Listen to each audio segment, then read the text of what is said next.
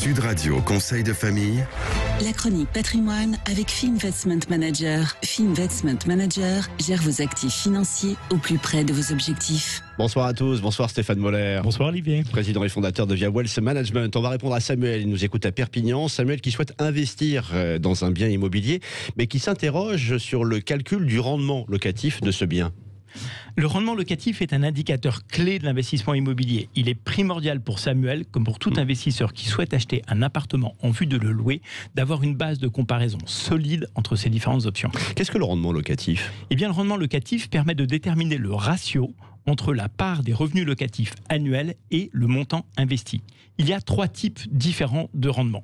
Le rendement locatif brut, le rendement locatif net et le rendement locatif net fiscal. Comment on définit le rendement locatif brut ? Celui-ci est déjà un premier indicateur. C'est le montant des revenus locatifs attendus rapporté à la valeur du bien. Si Samuel pense percevoir 5 000 € de loyer par an et que son bien immobilier vaut 100 000 €, son rendement locatif brut est de 5%. Comment on définit le rendement locatif net ? Eh bien, celui-ci est un peu plus complexe à calculer, mais tout aussi important. Il s'agit de retrancher les charges des revenus, c'est-à-dire à minima, charges de gestion locative, taxes foncières, charges de syndic, mais idéalement aussi estimer la carence locative, ajouter les frais de notaire au prix de l'acquisition, etc., etc. L'important est d'être exhaustif, mais surtout d'utiliser toujours la même base de calcul pour comparer des éléments identiques.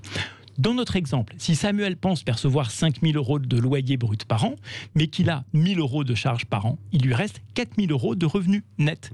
Son bien immobilier, qui vaut 100 000 €, présente donc un rendement net de 4% par an. Et le rendement locatif net fiscal ? Eh bien, celui-ci prend en compte la fiscalité de l'opération, c'est-à-dire l'éventuelle défiscalisation, le mode d'intégration de ces revenus dans l'assiette fiscale, l'éventuel amortissement de l'immeuble, l'incidence des travaux, la fiscalité à l'IFI, éventuellement l'incidence de la plus-value à la revente.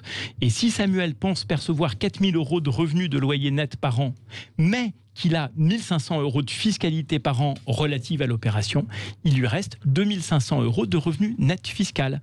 Si son bien immobilier vaut toujours 100 000 €, son rendement locatif net fiscal ne sera plus que de 2,5%. L'incidence fiscale de l'immobilier locatif est souvent primordiale, d'autant qu'il y a des produits immobiliers qui produisent peu de charges et peu de fiscalité. Ouais, ça fait beaucoup de paramètres, Stéphane. Oui, les produits à fort rendement locatif brut nécessitent souvent un gros entretien, des travaux, des frais de gestion élevés et vont souvent générer une forte fiscalité. Il ne faut jamais s'arrêter au simple rendement locatif brut et faire très attention à la dimension fiscale de votre investissement. Merci à vous, Samuel, d'avoir posé cette très bonne question sur le site de Conseil de famille, conseil au pluriel-2-famille.com, chronique à retrouver en podcast sur radio.fr. Bon week-end à toutes et à tous, on se retrouve lundi. À lundi, Olivier. C'était Sud Radio Conseil de famille.